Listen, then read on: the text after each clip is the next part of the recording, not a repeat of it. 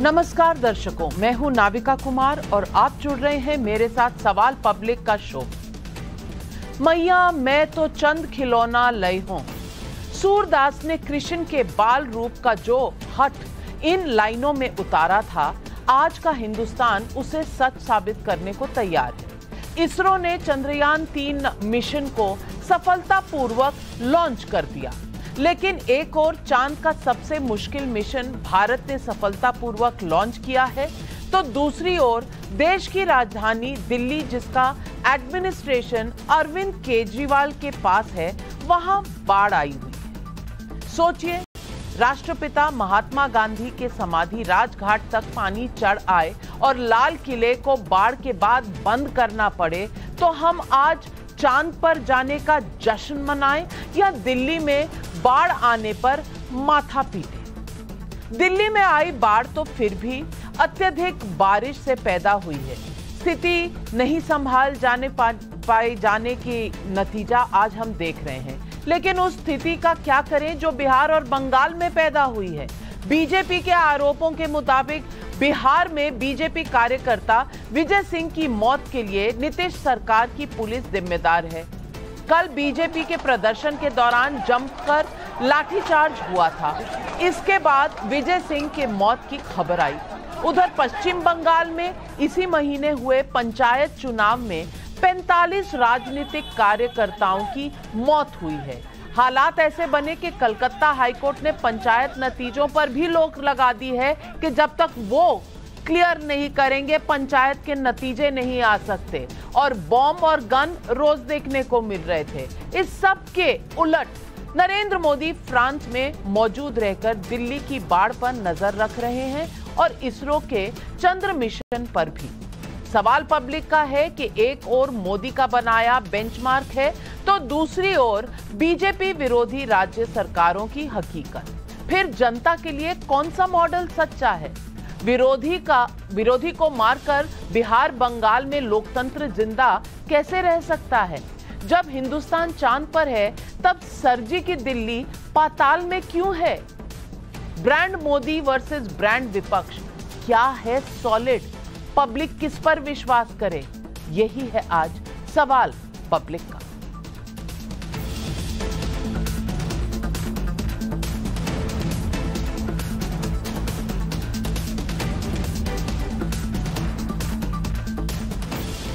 Bharat France की रणनीतिक साझेदारी के 25 साल पूरे होने के मौके पर फ्रांस में मौजूद प्रधानमंत्री नरेंद्र मोदी वहां के बैस्टिल डे मिलिट्री परेड के गवाह बने। इस परेड में भारतीय सैनिकों की टुकड़ी ने भी हिस्सा लिया। भारतीय वायुसेना के रफाल विमानों ने फ्रांस के आसमान में उड़ान भरी। फ्रांस से भारतीय वायुसेना को मिले 36 राफेल विमानों के मिलने के बाद प्रधानमंत्री मोदी के इस दौरे में नौसेना के लिए भी 26 लड़ाकू विमानों का सौदा होना है, और राफेल जहाजों ने आज एक फॉर्मेशन करके भी फ्लाई पास दिखाया। लेकिन इतने अहम कूटनीतिक मिशन पर मौजूद प्रधानमंत्री मोदी ने कल से, जब दिल्ली की बाढ़ की स्थिति गंभीर हुई, तो केंद्रीय गृह मंत्री अमित शाह और दिल्ली के लेफ्टिनेंट गवर्नर से फोन पर बात करके हालात का जायजा लिया। दूसरी तरफ दिल्ली को बाढ़ से बचाने की जिम्मेदारी जिस मुख्यमंत्री अरविंद केजरीवाल पर थी, उन्होंने समय रहते बाढ़ नियंत्रण के कदम उठाए ही नहीं, तो अब उनकी पार्टी के लिए बाढ़ एक साजिश हो गई है। सुनिए आम आदमी पार्टी के सांसद संजय सिंह का ये बयान। आप खुद इस बात को प्रमाणित कर सकते हैं कि दिल्ली में पिछले 3 दिनों से बारिश नहीं हुई, और अगर 3 दिनों से बारिश नहीं हुई तो बाढ़ का कारण क्या है? इस बाढ़ के पीछे की वजह है भारतीय जनता पार्टी और केंद्र सरकार की दिल्ली के प्रति दुर्भावना। इस बाढ़ के पीछे वजह है मोदी जी और भारतीय जनता पार्टी के मन में छिपी हुई नफरत, जो कई बार ऐसी घटनाओं में निकलकर बाहर आती है। ये बाढ़, ये आपदा प्रायोजित की गई आपदा है। मैं ये पूरी जिम्मेदारी के साथ आपको बताना चाहता हूं। दिल्ली में बाढ़ प्रायोजित है, लेकिन पंजाब में बाढ़ क्या अपॉर्चुनिटी है? पंजाब के मुख्यमंत्री भगवंत मान बाढ़ प्रभावित क्षेत्र में थे, देखिए कैसे लोगों से कहा गया सामने से हटिए, हाँ भाई कहीं कोई और कैमरे के सीधे व्यू में ना आ जाए। अब सुनिए। उन्हें घुमानी है, ऐसा कर लो बेटा, वो प्लीज सारे साइड हो जाओ, प्लीज सारे साइड हो जाओ। भाई मुख्यमंत्री की तस्वीर आनी चाहिए, बाढ़ के 6 इंच पानी में गए हैं तो तस्वीर तो बनती है। फोटो अपॉर्चुनिटी, आपदा फोटो ऑप से नहीं दूर होती है, आपदा काम करने से दूर होती है, चाहे पंजाब हो या दिल्ली। लेकिन सवाल दिल्ली से शुरू हुआ था। दिल्ली में साजिश बताने वाले ये बताएं कि कब पहाड़ों में बारिश के बाद हथिनी कुंड बैराज से दिल्ली के लिए पानी नहीं छोड़ा जाता था। केजरीवाल जी आप तो ये बताइए कि समय रहते प्रभावित इलाकों में रेस्क्यू मिशन क्यों नहीं चलाया गया? क्यों जमुना और दिल्ली के नालों की साफ सफाई नहीं हुई? यही अरविंद केजरीवाल विपक्षी एकता करने के लिए पटना गए थे।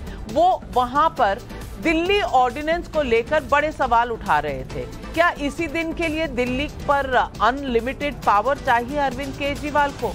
पटना बैठक बुलाने वाले नीतीश कुमार जी भी बिहार में बीजेपी कार्यकर्ता की पुलिस लाठीचार्ज में हुई मौत पर खुद जवाब नहीं दे पा रहे। सुनिए।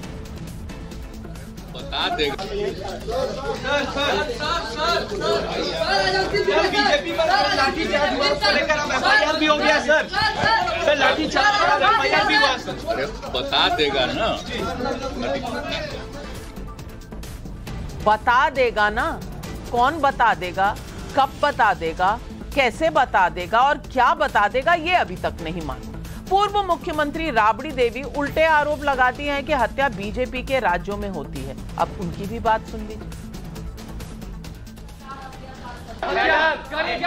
आपकी सरकार हत्यारी है, कह रहा है करे कि आपकी सरकार हत्यारी है, हत्या करती है।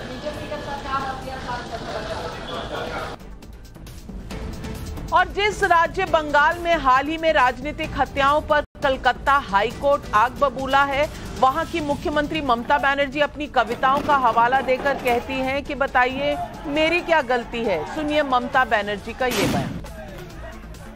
আমার সাথে আপনাদের কিসের ঝগড়া, কিসের বিদ্বেষ, কিসের রাগ?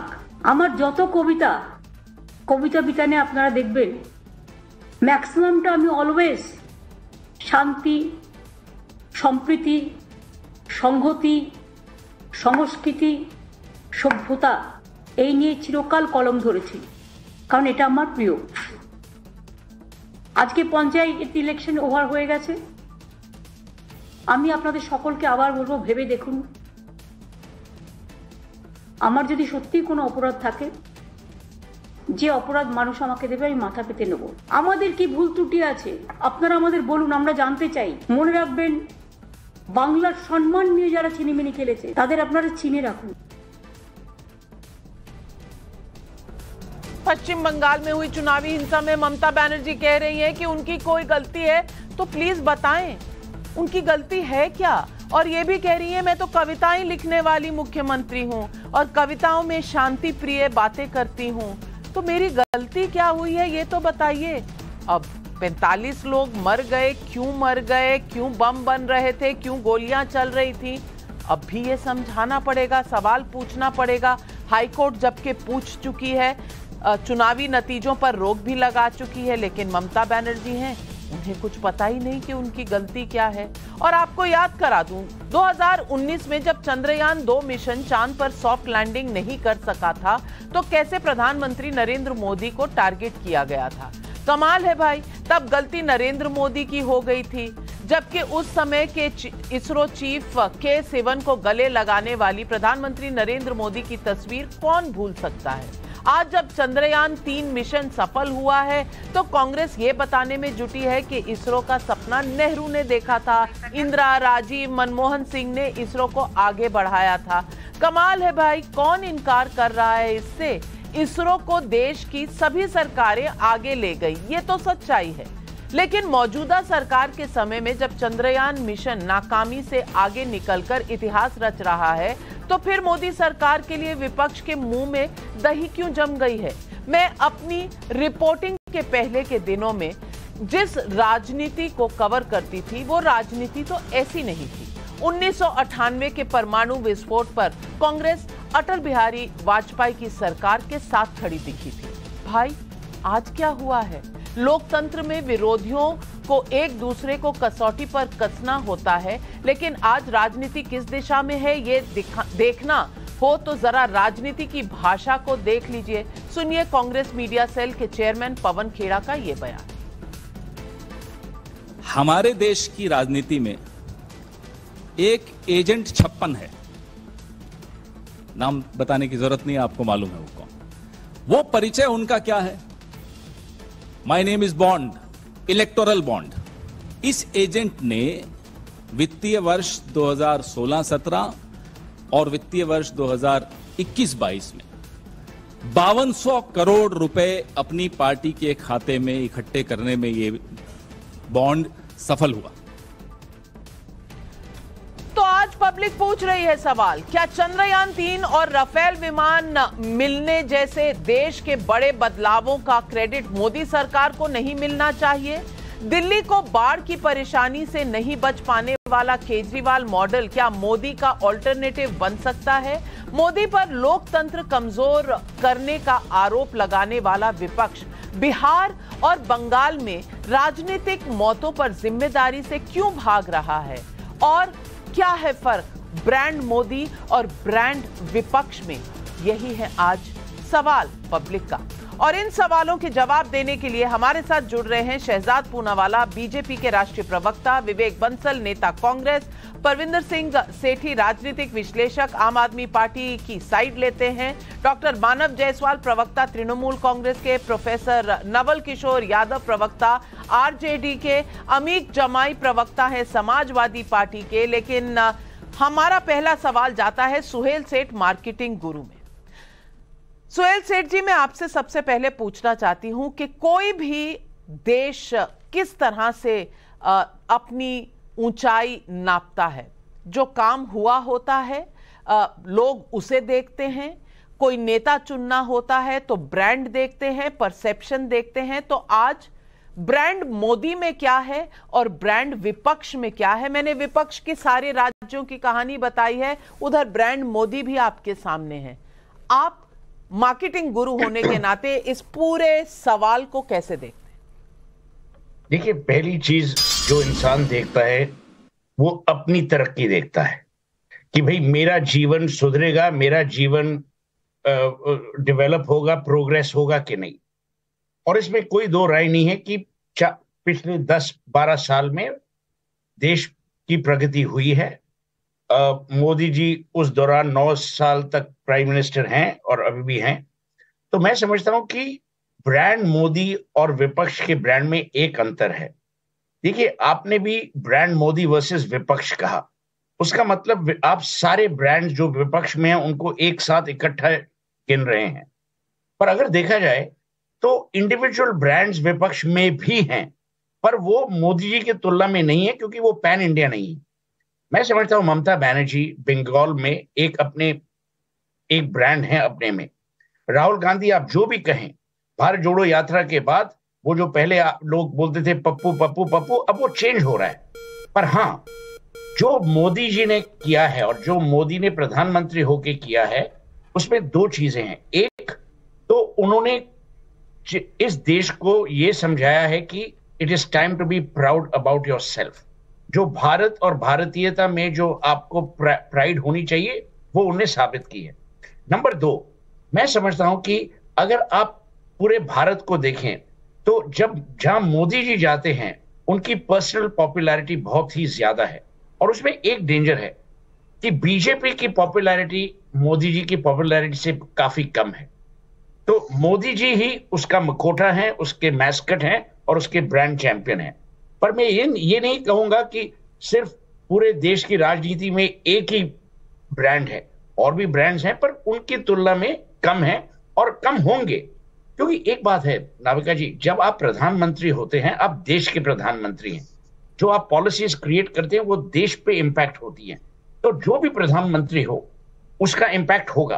पर जो मोदी जी ने किया है इन 9 सालों में, और देखिए एक बात है, 18 घंटे काम करने वाला आदमी आजकल कम ही मिलता है आपको।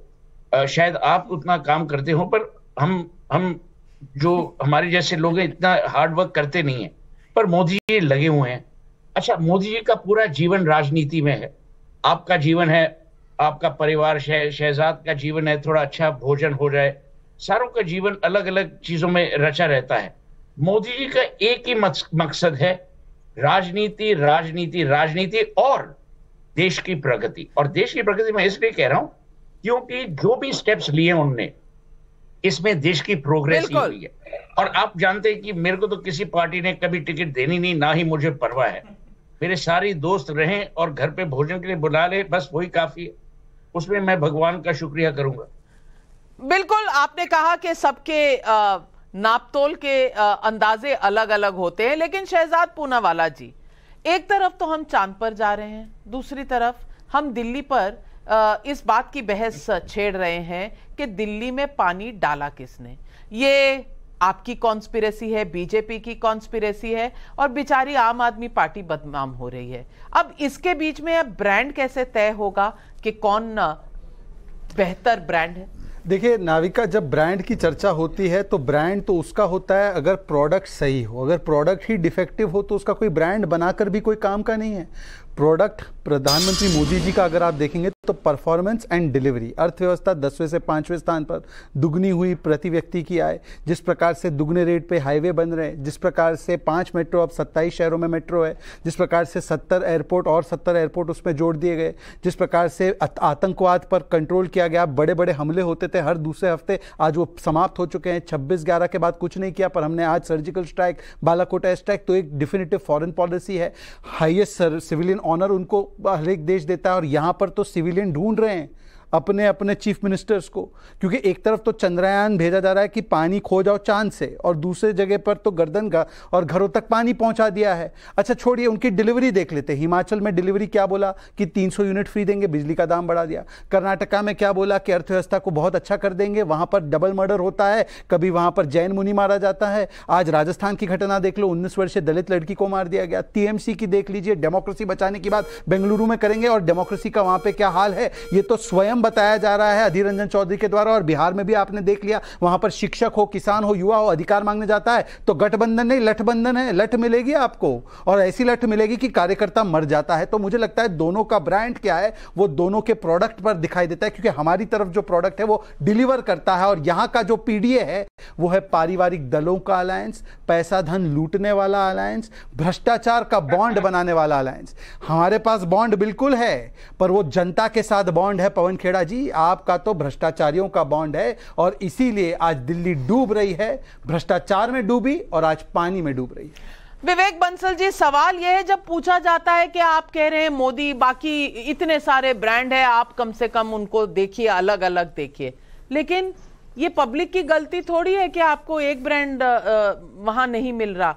ये तो यूनाइटेड ऑपोजिशन का अपना कहना है कि लीडर अभी तय नहीं है, हम सब एक साथ लड़ेंगे, हम सबको मिलकर मोदी को हराना है। यानी कि यहां पर ब्रांड मोदी है और दूसरी तरफ फौज है।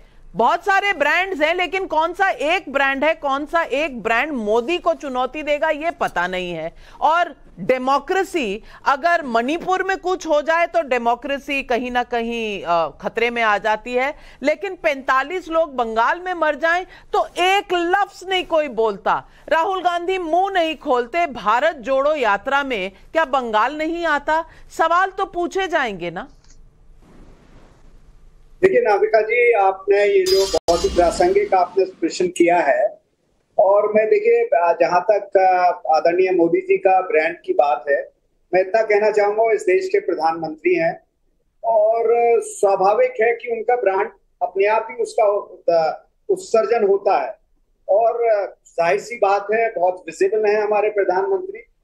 ये भी मैं स्वीकारता हूं कि जहां तक सेठ साहब ने कहा कि उनकी कार्य क्षमता बहुत है, पर लेकिन कुछ बेसिक मुद्दे हैं जिनकी हमें बात करनी होगी। आज चाहे वो राफेल को लेके हो, जो प्रश्न चिन्ह खड़ा हो रहा है, आज चाहे आपने तुलना की कि बंगाल की जो हिंसक घटनाएं हुई और उसकी तुलना मणिपुर से की, वहां एथनिक वायलेंस थी, हिंसा घटित हुई है। और आप देखिए वो देश के प्रधानमंत्री हैं, उन्हें इस तरीके की कोई भी विकासशील घटना या हिंसक घटना होती है उसपे जनता ये अपेक्षा करती है कि आदरणीय प्रधानमंत्री को उसके बारे में वक्तव्य करना, उनके अगर वक्तव्य आता है तो कहीं ना कहीं घाव भरते हैं, लोगों की आशंकाएं जो है वो खत्म होती हैं। और जो बंगाल में हुई वो चुनावी हिंसा, चुनाव में मैं ये नहीं कहता कि होनी चाहिए, पर लेकिन कहीं ना कहीं चुनाव में कहीं कम लोगों की होता है और वहां पैरामिलिट्री फोर्सेस इस बार तैनात थी, उनकी देखरेख के बावजूद क्यों हुआ। दूसरे में बहुत सी चीजों की बात उसके साथ साथ आपने कहा ब्रांड, राहुल गांधी आज ब्रांड इमर्ज कर रहे हैं और राहुल गांधी देखिए चुनाव आने तक आप देखिएगा कि उनकी क्षमता, उनकी लोकप्रियता, लोगों ने कहा कि भारत जोड़ो यात्रा के बाद उसके बाद सतत रूप से उनकी विजिबिलिटी भी कहीं कोई कम आपको नजर नहीं आ रही है। देखा हुआ है उनके व्यक्तित्व में, एक जनता के बीच में उनकी जो छवि बन के आई है वो बहुत सकारात्मक है। और मैं आपको ये भी बता दूं, हमारे पुणे वाला साहब ने इकोनॉमी की बात की, एक तरफ हम डेवलप्ड इकोनॉमी उसकी बात कर रहे हैं कि हम लोग डेवलप ट्रिलियन इकोनॉमी होगी, पर औसतन हमारी आज आय क्या है, $2200 पर। चाइना की आप देखिए 17,000, अमेरिका की 90,000।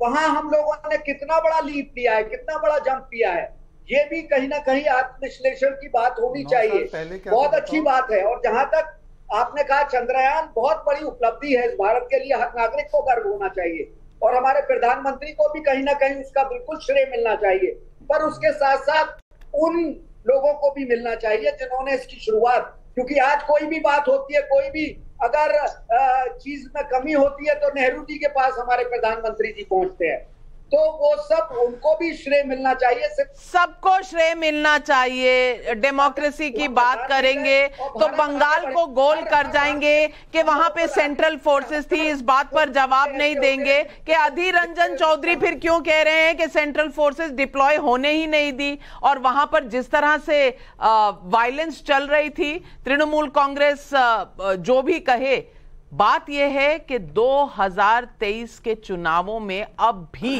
एक पुराने भारत की तस्वीर, इस तरह की मारपीट और इस तरह की बमबारी, इस तरह की औरतों के साथ मारपीट, लोगों को मारा जाना, ये क्यों ये सवाल कोई जवाब नहीं दे रहा, क्योंकि बनाना है एक यूनाइटेड विपक्ष। लेकिन परविंदर सेठी जी, मैं आपसे पूछना चाहती हूं, यहां भारत चांद पर पहुंच गया, वहां पानी ढूंढ रहा है, हमारे यहां पानी की कॉन्स्पिरेसी ही नहीं सेटल हो रही कि पानी की कॉन्स्पिरेसी की किसने।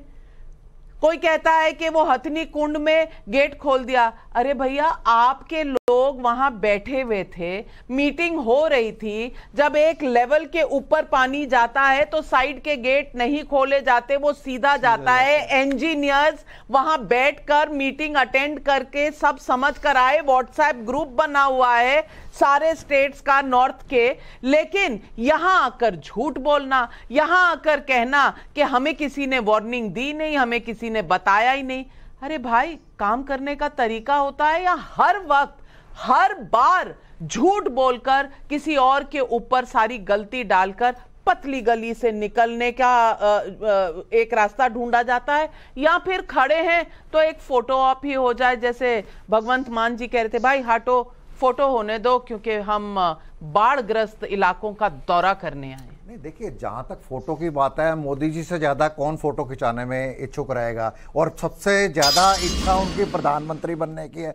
आप पानी की बात करते हैं, हथनी कुंड के अंदर जो डायवर्जन है सहारनपुर की तरफ, वहां की नहर सूखी पड़ी है। मैं अभी आपको वीडियो दिखाता हूं, उसके अंदर जो वो बांध वो बना हुआ है, उस वहां से आप अगर पानी वहां छोड़ देते, अभी तो बारिश नहीं है, अभी तो 3 दिन नहीं, बांध नहीं है, बांध नहीं है, लेकिन डायवर्जन कर सकते हैं। बांध किस लिए होता है? बांध किस लिए होता है? वो बांध बिजली, बांध से बांध और बराज का फर्क, बराज का फर्क मैं बता रहा हूं। पढ़े लिखे अनपढ़ होता है, आप पढ़े लिखे हैं ना, आप मेरे को बताइए। अगर आप हथनी कुंड में कितने बात करते हैं, देखिए ये कुंड में जब कोई प्राकृतिक आपदा आती है तब इंतजाम नहीं होते। 15 साल तक एमसीडी में थे, मैं अनपढ़ता की याद बताता हूं। आप कहते हो जहां झुकी वहां मकान, प्रधानमंत्री जी का नारा मैनिफेस्टो में लिखा, जहां झुकी वहां मकान। ये 40,000 लोगों को किसने बसाया यहाँ पे? यहाँ आपने मकान कुंड में कितने फ्लड गेट? रेलवे लाइन में जो झुकी है वहां आपने मकान बना के देने थे। इससे बड़ी अनपढ़ता क्या हो सकती है?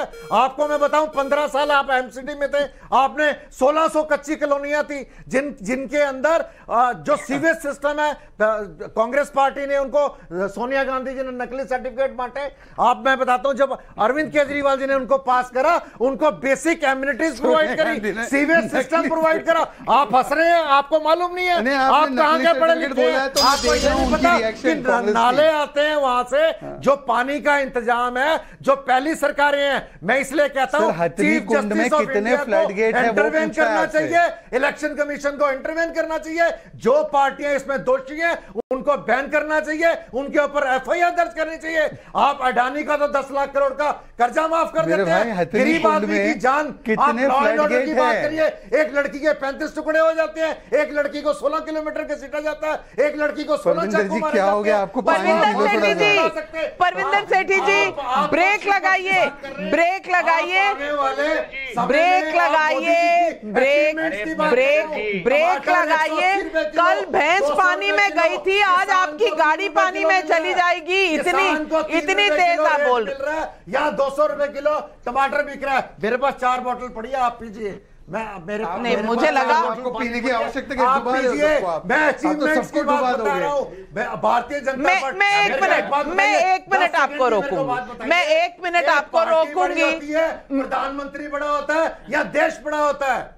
ये तो आप बताइए। भारतीय जनता पार्टी में ये तो आप बताइए। नितिन गडकरी हैं, योगी आदित्यनाथ हैं, जो प्रधानमंत्री के दावेदार हैं, लेकिन मोदी जी किसी को आगे नहीं आने देते। आपके बयानों से किसी को आगे नहीं आने देते। सबसे ज्यादा चेहरा देखो प्रोफेसर साहब। परविंदर सेठी जी, अब मैं थोड़े से फैक्ट्स देना चाहती हूं। आज आम आदमी पार्टी ने कहा कि एनडीआरएफ की टीमें नहीं आई। मैं आपको बता दूं कि कल से हमारे रिपोर्टर एनडीआरएफ की टीम की बोट में बैठकर पूरी कवरेज कर आए हैं। अब पता नहीं आपके नेता कहां जाते हैं, किसके साथ जाते हैं कि उन्हें कुछ दिखता ही नहीं। पूरी एनडीआरएफ की बोट्स में बैठकर हमारे रिपोर्टर कल से रिपोर्ट्स फाइल कर रहे हैं। नंबर 1। नंबर 2, हथनी कुंड का रजिस्टर का पूरा फ्लो कहां गया है ये मेरे हाथ में है यहां पर। और इसमें, इस मीटिंग में कहां पानी कब कितना जाएगा और कितनी कैपेसिटी है। और पहले तो बता दूं, वहां स्टोरेज कैपेसिटी नहीं है, डैम नहीं है, वो बराज है। बराज का मतलब होता है कि जब पानी ऊपर से ज्यादा आएगा तो वो नदी जिस तरफ जा रही है नदी की तरफ ही जाएगा, कैनाल की तरफ नहीं जाएगा। आप सूखा कैनाल दिखा देंगे तो उससे सच्चाई बदल नहीं जाएगी। लेकिन सच्चाई से राजनीति को नहीं मैं एक मिनट परविंदर सेठी जी, क्यूसेक के बाद वो मेन नदी के उसमें जाता है, वो कैनाल को फीड नहीं करता। आपको पता नहीं है मैं क्या बोलूं आपसे। इंजीनियर और आईआईटी से ये लोग हैं, बताइए कौन सी आईआईटी में पढ़ के आए? पहले भी पानी जाता है। आपके बगल में प्रोफेसर साहब बोल रहे कैसे स्टूडेंट आ गए? एक मिनट ऑपोजिशन नहीं, परविंदर सेठी जी अब आपको रुकना पड़ेगा क्योंकि मानव जायसवाल जी भी बैठे हैं, मुझे उनसे भी सवाल पूछना है, नवल जी से भी पूछना है। और मानव जायसवाल जी, अब फैक्ट्स क्या हैं उससे किसी का कोई लेना देना नहीं है, क्योंकि राजनीति जो है वो हम सबकी बॉस है, क्योंकि हमको तो चुनाव जीतने हैं, बाकी तो कोई मुद्दा ही नहीं है।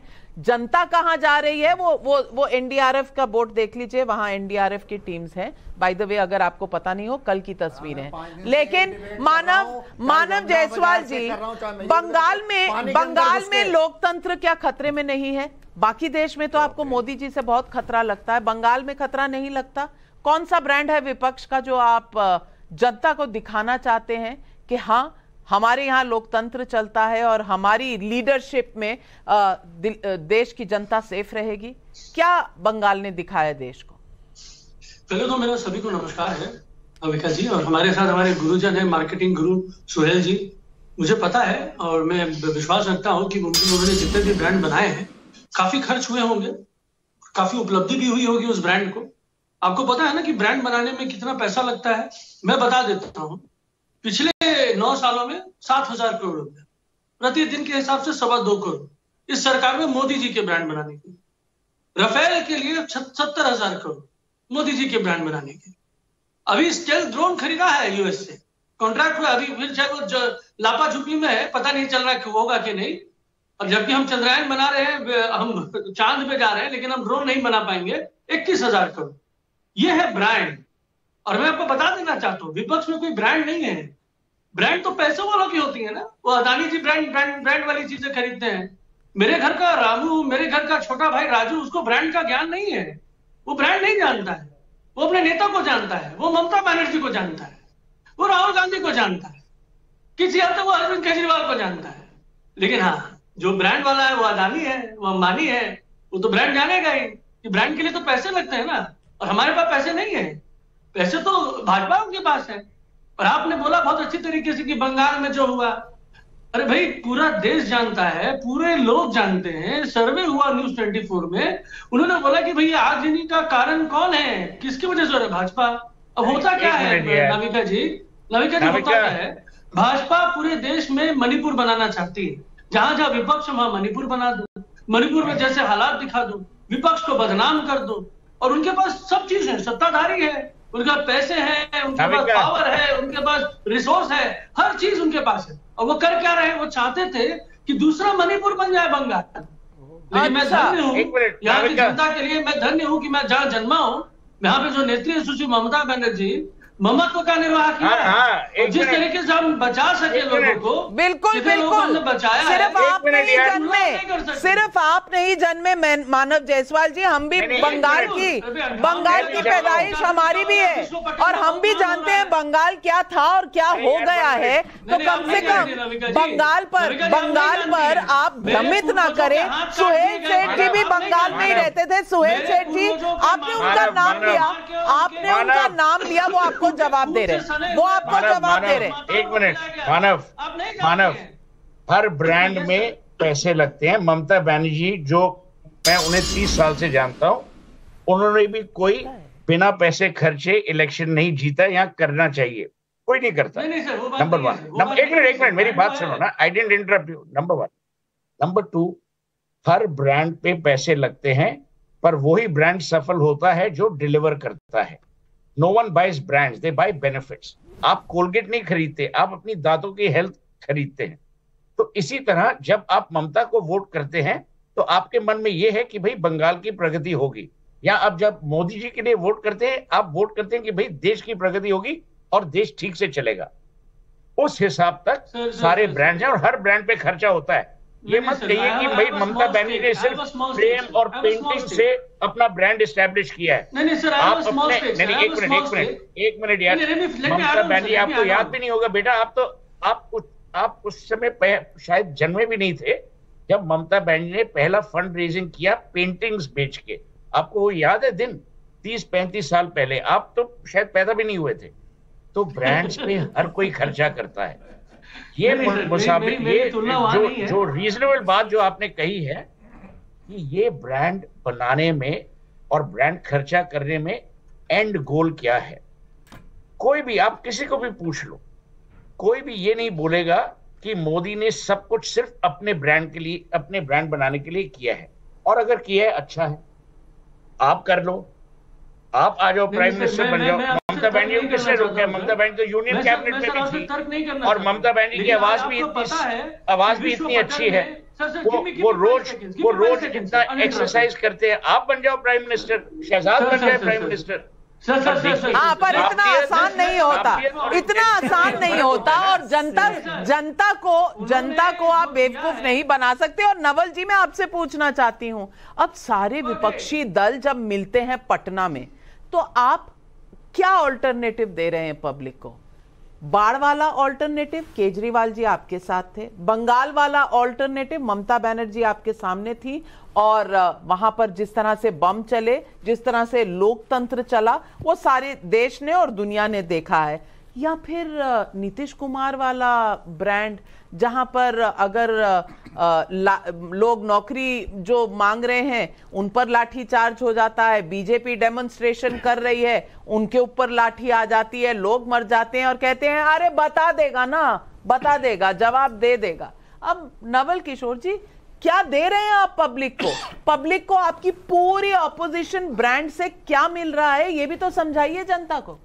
देखिए, जहाँ तक आप ब्रांडिंग की बात कर रहे हैं और मोदी जी का नाम ले रहे हैं, और हर एक राज्य का जिसका आपने नाम लिया, वहाँ के कुछ घटनाओं को चयनित करके उसको बनाने और बिगाड़ने का बात कर रहे हैं, तो क्या उसके साथ ये आप ये भी कह रहे हैं कि गुजरात से जो मॉडल नरेंद्र मोदी जी लेकर आए थे उसका लेना देना है गोधरा कांड से? इस तरह का अगर चुनाव करते हैं तो उसको भी मानना पड़ेगा, क्योंकि पूरा देश जानता है कि उनके नेतृत्व में और उनका अपना नेता ही अटल बिहारी वाजपेयी ने उनके अपने जिम्मेदारी को क्वेश्चन किया था, ये सारा देश जानता है। नंबर एक। नंबर दो, जो जिस विपक्ष एकजुटता की आप बात कर रहे हैं उससे परेशान तो पूरा भाजपा है, ये तो आपको दिख ही रहा है। और वो क्यों है उसका कारण है, पिछले 9 साल में अभी जो सर बहुत सीनियर हैं वो डिलीवरी की बात कर रहे हैं, डिलीवरी पर जरूर पूछना चाहिए, आकलन होना चाहिए। और ये 10वां वर्ष जो है वो आकलन का ही वर्ष है, कामकाज का आकलन होगा। यही कामकाज का आकलन यूपीए 1 और 2 का हुआ था, जबकि नरेंद्र मोदी आए थे, सिर्फ ब्रांडिंग से नहीं आए थे, आकलन पे आए थे। कुछ मुद्दे ऐसे थे जो कि पूरा देश में उस पर एक माहौल बना और वो जीत कर आए। आज के डेट में आकलन की बात की जाएगी तब पूछी जाएगी कि नरेंद्र मोदी ने 2 करोड़ नौकरी की बात करके आए थे, क्या हुआ? अगर वो बात करके आए थे 15 लाख रुपया हर एक व्यक्ति को देने का, उसका बात क्या हुआ? क्या यह भी पूछेंगे कि जहां हिंसा की बात करते हैं, लेजिटिमेट क्वेश्चन, किसान लेकर 1 साल तक लड़ते रहे, 16 राउंड बात हुआ, 700 किसान शहीद हुए, उनके ही कैबिनेट के मंत्री का बेटा जाकर गाड़ी चढ़ा देता आंदोलनकारी पे, ये सारे सवाल भी पूछे जाएंगे। तो जब आप ये कहते हैं ब्रांडिंग की बात करते हैं तो वो सब चीज आकलन होगा। और ये आकलन में मोदी सरकार बहुत नीचे चली गई है। ये उसके अपने मुखौटा पत्र भी ये लिख रहे हैं कि मोदी जी के लोकप्रियता पे ये चुनाव नहीं जीत जा सकती है। यही उनका कारण है कि महाराष्ट्र में 2-2 दलों को तोड़े हैं, जबकि उनके साथ दशकों से जो दल जुड़े हुए हैं, जो उनके उत्थान में, उस पार्टी के उत्थान में योगदान किए हैं, वो चाहे अकाली दल हो, चाहे शिवसेना हो, चाहे जनता दल यूनाइटेड हो, ये तीनों दल उनको छोड़ कर आए हैं और बोले हैं कि जो लोग इनके साथ रहेंगे उनको बर्बाद कर देंगे। देश को तो बर्बाद कर ही रहे हैं। सही बात ये क्या है, कभी कहते हैं कि 2002 से ब्रांड बने हैं, कभी कहते हैं 2002 में जो गलतियां हुई उसके बाद ब्रांड बने। अब मुझे समझ नहीं आ रहा कि ये कौन सा ब्रांड बता। नाविका जी आपने बैठाया क्यों है? हर 2 मिनट पे शहजाद जी, शहजाद जी, विपक्ष भी शहजाद जी, पक्ष भी शहजाद जी, 3, 4, अमीर जमाई जी, 5 वर्सेस 1 है, पर फिर भी इनको बोलने दीजिए। नाविका जी ऐसा है, अगर इनमें हैसियत और क्षमता होती, शहजाद क्यों समाजवादी पार्टी को बुलाया? नाविका जी ऐसा है, देखिए चीख के कुछ नहीं होगा, चीखते रहिए, चीखते रहिए। अरे भैया, मैं जितने भी यहाँ मेरे पैनलिस्ट हैं उनमें मैं अकेली महिला हूं, लेकिन मैं सबके साथ लड़ सकती हूँ। मुझे सपोर्ट आप ना ही करें तो बेहतर है, मैं अपनी लड़ाई लड़ लूंगी। पर अमीर जमाई जी चलिए माफी मांगती हूँ। पहले मैंने सोचा टिप्पणी आई थी तो उसका जवाब लेकर आपके पास जाऊंगी, पर आप नाराज हो रहे हैं तो पहले आ जाती हूँ। और लखनऊ के आप हैं और लखनऊ के हम भी हैं, तो तहजीब से पेश आना अच्छा होता है। मैं आपसे पूछती हूँ, और हम सब सोच रहे थे कि क्योंकि आप लखनऊ से हैं, आप बोलेंगे आप पहले नहीं, ये आजकल लखनऊ थोड़ा बदल गया है, ये पहले आप नहीं करता, ये कहता है पहले मैं। लेकिन अमीर जमाई जी बताइए आप क्या समझते हैं, ब्रांड विपक्ष क्या देगा पब्लिक को अगर ब्रांड विपक्ष आता है? नविका मैम, हम आपसे मुअद्दबाना गुजारिश करना चाहते हैं कि जो दलित, पिछड़े, मुसलमान, अल्पसंख्यक है ना, जो पीछे हैं, हाशिए पर हैं, थोड़ा उनको पहले मौका दे दिया करिए। आरएसएस बीजेपी से प्रेम अच्छा है, करिए उसको। मैं मुसलमान, लेकिन मैं ये ब्रांड की बात समझ नहीं पा रहा हूँ। ये ब्रांड क्या है? क्या देश ये कॉर्पोरेट है? जानकारी क्या देश एक धंधा है? जानकारी कम है। किसी ने कहा था कि मेरी नसों में व्यापार है, वो जो व्यापारी है क्या वो ब्रांड है? ये क्या है? बात समझ में नहीं आ रही है। हम ये मानते हैं कि इस देश के पूंजीपति वर्ग का, कॉर्पोरेट फोर्सेस का सबसे प्रिय प्रधानमंत्री आदरणीय प्रधानमंत्री नरेंद्र मोदी जी है। हम मानते हैं, एक्सेप्ट करते हैं, मुबारकबाद देना चाहते हैं आपको। लेकिन इस ब्रांड ने भारत में क्या किया है? सुहेल सेठ भाई ने आज जिस तरह तारीफ करी है, इनको तो अमीर खुसरो बन के एक लंबी किताब लिख देना चाहिए अमीर खुसरो की लाइन पर, कि इस देश के 80 करोड़ लोग, मैं पूछना चाहता हूं कि भारत के वो कौन से लोग हैं? जब हम पूरा देश आज चंद्रयान को सेलिब्रेट कर रहा है, चुप रहिए, जरा बोलने दीजिए, शहजाद चुप रहिए आप। अरे वो बोले भी नहीं है। जब इस देश के 80 करोड़ लोग भी नहीं है भाई साहब, लड़ाई करिए। जब इस देश के 80 करोड़ लोग, लड़ाई करिए, मौके पर करिए। ये हवा में आपका बल्ला चल गया। 80 करोड़ लोग इस देश के, इनकी नाविका मैम जी, नाविका मैम, इस देश के 80 करोड़ लोगों को, जिसमें बहुसंख्यक हिंदू हैं, 5 किलो राशन पे उनकी जिंदगी को इस प्रधानमंत्री ने मोहताज कर दिया है। उनकी जिंदगी को अंधेरे में ढकेल दिया है, गुर्बत में ढकेल दिया है, मुफलिसी में ढकेल दिया है। इस देश के 40 करोड़ लोग बगैर 1 जून के खाना खाए रेहड़ी पटरियों पे सो जाते हैं। अब हो गया। दिल्ली में कौन है इनका भाषण? आप जहां बैठे हो वहीं पे आपका घर है, मैं भी आता जाता हूं। लाखों लाख लोग दिल्ली में, शहजाद जिस भारतीय जनता पार्टी का प्रतिनिधित्व करते हैं, आज इनको झुग्गी झोपड़ियों में गरीबों की मदद करनी चाहिए थी, क्योंकि केंद्र में सरकार है। चलिए, आदरणीय प्रधानमंत्री जी, अब मुझे लगता है समय है, बड़ी अच्छी बात है। अमीर जमाई जी, आप कभी कभी आते हैं दिल्ली, बहुत अच्छी बात है, पर आजकल के दिनों में आते तो आपको पता चलता कि जिनके साथ आप याराना दोस्ती बना रहे हैं, उन्होंने दिल्ली का हाल क्या कर दिया है। सवाल आज इस बात पर है, सवाल आज इस बात पर है। और IMF कहता है, UN कहता है, WHO कहता है, पर वो नहीं। आपने कहा था बीजेपी की वैक्सीन है। शहजाद पूनावाला, देखिए, मुझे लगता है मैंने तो पूरी बात सुन ली, अब मेरा बोलने का समय है। तो आइए बात करते हैं कि किस प्रकार से गरीबों के लिए किसने क्या किया है। 18% अनएम्प्लॉयमेंट रेट था 2017 से पहले, आज उत्तर प्रदेश में 2.5% अनएम्प्लॉयमेंट रेट है, बगल के बिहार में 17% अनएम्प्लॉयमेंट रेट है। युवाओं को नौकरी कौन दे रहा है? हमने अपने 9 वर्षों में 3.5 करोड़ आवास बना लिए। आप यूपीए के साथ थे, आवास गिनवा लीजिए कितने दिए। आपने बातें बड़ी बड़ी किसानों को की थी, परंतु 1 रुपए का गन्ना किसानों का भुगतान नहीं किया। हमने 5 वर्षों में 1 लाख करोड़ का भुगतान किया, और आज 12 करोड़ किसानों को 2 लाख करोड़ से अधिक मिल रहा है किसान सम्मान निधि के रूप में। आप गिना दीजिए कितने टॉयलेट आपने बना दिए। 12 करोड़ हमने बना दिया, 12 करोड़ लोगों के पास नल से जल पहुंचा दिया, 48 करोड़ लोगों के पास हमने बैंक अकाउंट खुलवा दिया। आप एक आंकड़ा गिनवा दीजिए आपने क्या। हाँ, पर इन्होंने गरीबों की नौकरियां कैसे लूटी नाविका जी। एक है लैंड फॉर जॉब स्कैम करने वाले, इनके स्कैम का खुलासा जेडीयू ने किया। दूसरे है कंसल्टेंट बना देने वाले, गरीबों को नहीं, लोगों को नहीं, जो क्षमता है उनके अलावा जिनको नहीं है क्षमता, उनको 400 कंसल्टेंट। नाविका, मैंने किसी के बीच में नहीं बोला, नाविका मैंने किसी के बीच में नहीं बोला, लगातार मेरे वहीं से मेंबर ऑफ पार्लियामेंट आते हैं दिल्ली में क्या दिल्ली की जनता भारतीय जनता पार्टी की जनता है। प्रधानमंत्री, एक मिनट अमीर जमाई जी, नॉन स्टॉप तो कोई नहीं बोल सकता, नॉन स्टॉप तो कोई नहीं बोल सकता, लखनऊ वाले भी नहीं बोल सकते। जी जी, देखिए, मुझे लगता है नाविका, मेरा समय है बोलने का, मैंने किसी के बीच में नहीं बोला। मैं कह रहा हूं कि ये गरीबों की बड़ी बातें करते हैं, आज इनको बता दीजिए, पूछ लीजिए। देखिए, मुझे लगता है इस प्रकार से डिस्टर्बिंग करेंगे तो मुझे लगता है इससे कोई सार्थक चर्चा नहीं होगी। नाविका जी, आप बता दीजिए, मैं अपनी बात रख दूं। शालीन, आप बोलिए ना, आप बोलिए अपनी बात। बीच में लगातार डिस्टर्ब कर रहे ऑर्केस्ट्रा की तरह। ऐसा है, बैंड पिट गया पर ऑर्केस्ट्रा यहां पर आकर बनना है। अब देखिए, मैं एक एक करके बात करता हूं। हम बात करते हैं ना आंकड़ों की, 12.5% के रेट से हमने लोगों को गरीबी दर से बाहर निकाला। 41 करोड़ लोग गरीबी दर से बाहर आए। आप बता दीजिए, आपने कितने लोगों को गरीबी से निकाला? आपने तो परिवार की गरीबी दूर की। आप बता दीजिए, एक लैंड फॉर जॉब स्कैम करता है, ग्रुप सी ग्रुप डी की नौकरियां खा जाता है, दूसरा SSC घोटाला करता है जिसमें कि गरीबों की नौकरी खाई जाती है, और तीसरा कंसल्टेंट अपने भाई भतीजों को बनाता है। ये नौकरियों की बात कर रहे, गरीबों की बात कर रहे हैं। देखिए, फिर से नाविका फिर से कौन लोग भाई? शहजाद पूनावाला जी, जब आप अजीत पवार के साथ बनाते हैं सरकार, तो लोग सवाल तो पूछेंगे कि ये कौन सा ब्रांड है। बिल्कुल कराइए तो मैं जवाब दूं जी, जवाब बोल दीजिए। बता दूं जवाब जी, बिल्कुल। पब्लिक के भी सवाल है, आप जल्दी जवाब दीजिए, पब्लिक के सवाल जरूरी है। बहुत अच्छी बात है। पहले कांग्रेस के विवेक बंसल मान ले, 70,000 करोड़ का घोटाला उनकी सरकार ने किया था, लगाया ना आपने, बताइए। और आप तो कन्विक्टेड करप्ट हैं, आप कन्विक्टेड करप्ट हैं, मान लेते हैं आप। लालू जी करप्ट है, लालू जी बस राजनीति में एक ही ब्रांड है। मेरी शर्ट उसकी सफेद, मेरी शर्ट उसकी शर्ट से ज्यादा सफेद है, मेरी शर्ट तुम्हारी शर्ट से ज्यादा सफेद है, इसीलिए मैं हकदार हूं सत्ता का। लेकिन रमेश खन्ना का दिल्ली से सवाल है, क्या सिर्फ एक मिनट, क्या सिर्फ मोदी को कोसने से कांग्रेस सरकार बना लेगी?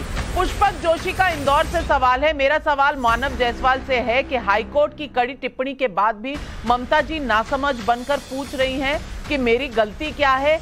ये क्या मुझे समझा दीजिए ये क्या हो रहा है? विवेक बंसल जी, सिर्फ और सिर्फ इधर उधर की बात करके क्या आप चुनाव जीत सकते हैं? ये सिर्फ इधर उधर की बात नहीं है नाविका जी, हमें मूल जो समस्याएं हैं उनको भी देखना होगा। ब्रांड अपनी जगह हो सकता है, पर ब्रांड का मतलब ये नहीं है कि हम मूलभूत समस्याएं जो हैं, आम आदमी की समस्याएं, आज बेरोजगारी अपने आप में चरम पर है, उस पर कोई सवाल नहीं कर रहे। राजस्थान पर टिप्पणी, अरे आप राजस्थान पे क्यों आती हैं? राजस्थान के साथ साथ आप देशव्यापी देखिए ना, राजस्थान को आप क्यों चिन्हित करती हैं? उसके साथ साथ आज महिला, जिस तरीके से हमारे पहलवान वहां इतने दिन रहे और आज ब्रजभूषण सिंह को के खिलाफ चार्जशीट हो गई है, कोई बीजेपी का मंत्री कोई कुछ उस पर टिप्पणी नहीं कर रहा कि उन्हें जेल की लेकिन विनोद बंसल जी, टाइम्स नाउ वहां भी फॉलो कर रहा था, ब्रिजभूषण से भी सवाल पूछा था, कांग्रेस पार्टी ने ट्वीट किया था, हमारी रिपोर्टर बिल्कुल पूछ रही थी, इसीलिए पक्षपात का आरोप हम पर ना लगाया जाए।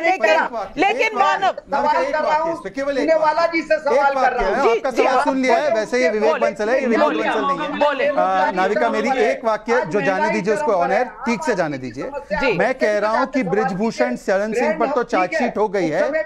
एक सेकंड नाविका, ये क्या तरीका है भाई? मेरी आवाज ही नहीं जा पाएगी। विवेक बंसल जी, अब जवाब भी सुन लीजिए, विवेक बंसल जी। देखिएगा, ये मेरा दावा है।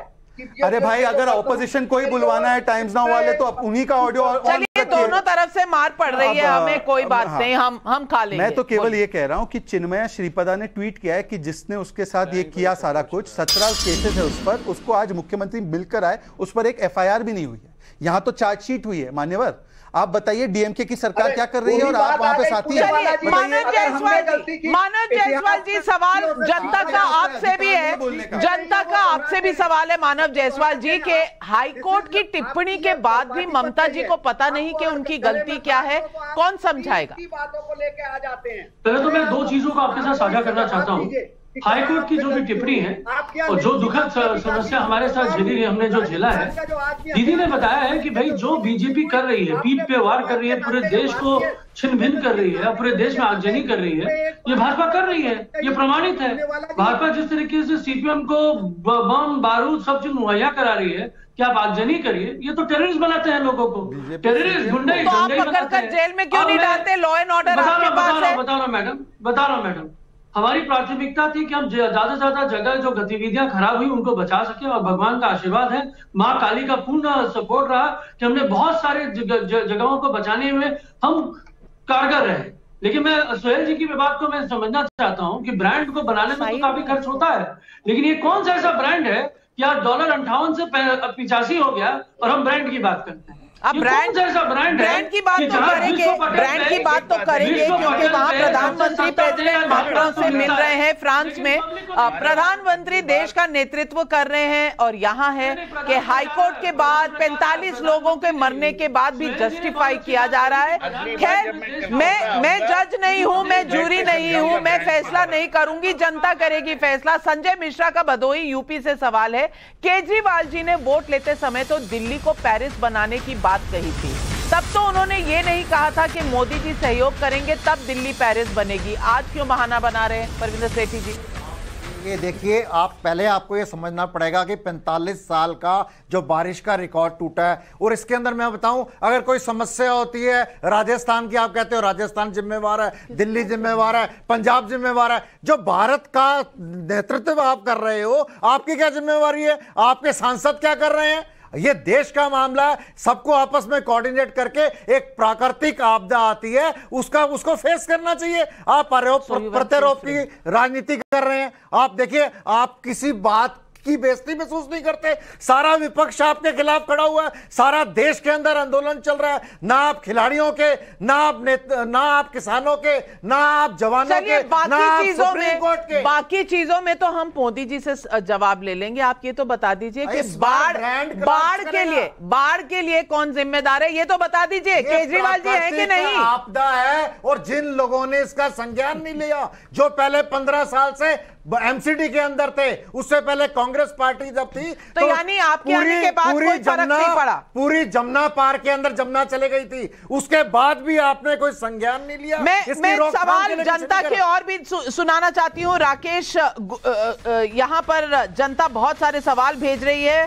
पीयूष करलम्बेकर का बिलासपुर से सवाल है, एक बार को मान ले कि तृणमूल कांग्रेस जो आरोप लगा रही है वो सही है, बंगाल में बीजेपी ही अराजकता फैला रही है, पर अगर देश में तृणमूल कांग्रेस की सरकार बनी तो ममता उस अराजकता को कैसे रोकेंगी? अर्चना श्रीवास्तव का श्रीहरिकोटा से सवाल है, आज 14 जुलाई का दिन सुनहरे अक्षरों में लिखा जाने वाला दिन है, क्या विपक्ष आपसी मनमुटाव छोड़कर खुशी जाहिर नहीं कर सकता? क्योंकि चंद्रयान कहां चला गया, भारत कहां पहुंच गया, ये सब हम सबके सामने है, लेकिन कौन सा ब्रांड, कौन सा परफॉर्मेंस, कौन सी गवर्नेंस, कौन सा काम देश के सामने देश को मोहित करेगा? सवाल सिर्फ इतना है। जरूर ये दौर है कॉम्पिटिटिव गवर्नेंस का, इसलिए जब नरेंद्र मोदी कहते हैं कि मैं अपनी सरकार का रिपोर्ट कार्ड रखता हूं तो ये देश की जनता का जेन्युइन अप्रोच लगता है। लेकिन दूसरी ओर विपक्ष के कई नेता काम का क्रेडिट लेना तो जरूर चाहते हैं, लेकिन जब बाढ़ जैसी चुनौती सामने आती है तो साजिश ढूंढने लगते हैं, या फिर अपने राज्य की कानून व्यवस्था और राजनीतिक माहौल का सवाल उठे तो जिम्मेदारी से भागने लगते हैं। अब जिम्मेदारी से भागोगे तो ब्रांड कैसे बनाओगे और देश का पूरा सपोर्ट कैसे पाओगे? क्योंकि जनता देख रही है, दोनों तरफ नेता हैं, हर किसी की अपनी जिम्मेदारी है, अपनी इंपॉर्टेंस है, लेकिन देश को कौन चलाएगा? वही जो अपने राज्य में अपनी परफॉर्मेंस दिखाएगा। मोदी जी की परफॉर्मेंस देश के लिए और बाकियों की परफॉर्मेंस राज्यों में देखी जाएगी। कब इस पर जिम्मेदारी उठाई जाएगी? यही है आज सवाल पब्लिक का। आप सबका जुड़ने के लिए हमारे साथ बहुत बहुत धन्यवाद। लेकिन जाने से पहले देखेगा नव भारत जीतेगा भारत कॉन्टेस्ट के 13 जुलाई के विजेताओं के नाम बता दूं। सुरेंद्र कुमार मिश्रा जबलपुर से, हरिओम नजीबाबाद से, राहुल सिंह दिल्ली से, आप तीनों को बहुत बहुत बधाई।